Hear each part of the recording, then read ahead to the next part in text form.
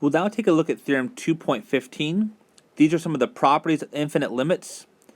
Let C and L be real numbers, and let f and g be functions such that the limit as x approaches to c of f of x is equal to positive infinity, and the limit as x approaches to c of g of x is equal to L.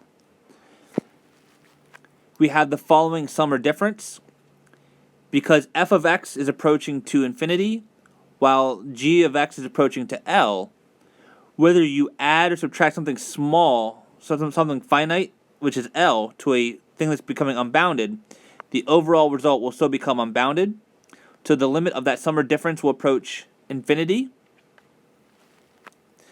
If, in addition, if we assume that L is positive, then the limit as x approaches to c of f times g of x will be equal to positive infinity. Had g had a negative limit, we'll see this below, then the limit of the product would approach negative infinity, because after all, f is becoming unbounded, g is approaching some finite fixed negative number, so the overall product would be becoming unbounded negatively, and that's why it approaches negative infinity. And then lastly, the quotient. This is very important. The order matters here. The limit as x approaches to c of g divided by f would be equal to 0. The numerator is approaching a fixed value L. The denominator becomes unbounded. So we're taking some values that are approaching something finite, dividing them by larger and larger outcomes. The result will be getting something that's smaller and smaller, and therefore would approach 0. Similar properties would hold for one-sided limits, as well as if we had f approaching negative infinity as well. Let's use these limit theorems to find the following. If we want the limit as x approaches to 0 of 1 plus 1 divided by x squared, either from the graph or from numerically, we know that 1 over x squared is going to approach infinity. 1 is a constant, so that's approaching the limit 1. And if we have a limit plus something that's approaching infinity, the overall result will approach infinity.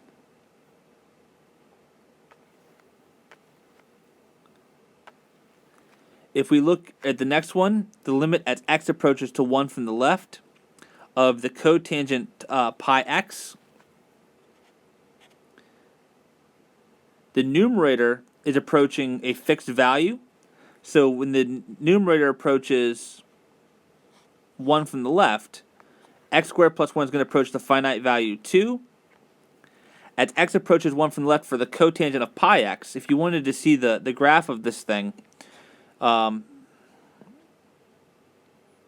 graph of the cotangent of pi x looks like this. You'd have a vertical asymptote at 1.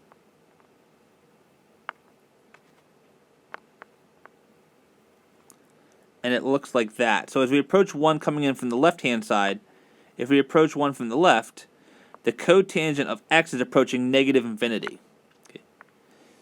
And I'm going to write this with quotes. It's not proper to write 2 divided by negative infinity, because negative infinity is not a real number. But in essence, what's happening is the numerator is approaching some fixed value, the denominator is increasing without bound, and therefore as we continue to take 2 and divide it by larger and larger numbers, the results get smaller and smaller, and this would have an overall limit of 0.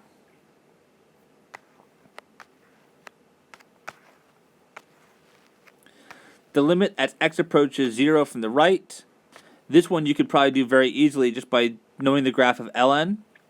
We just have a vertical stretch by a factor of 3, but as we approach 0 coming in from the right-hand side, this function would be approaching negative infinity.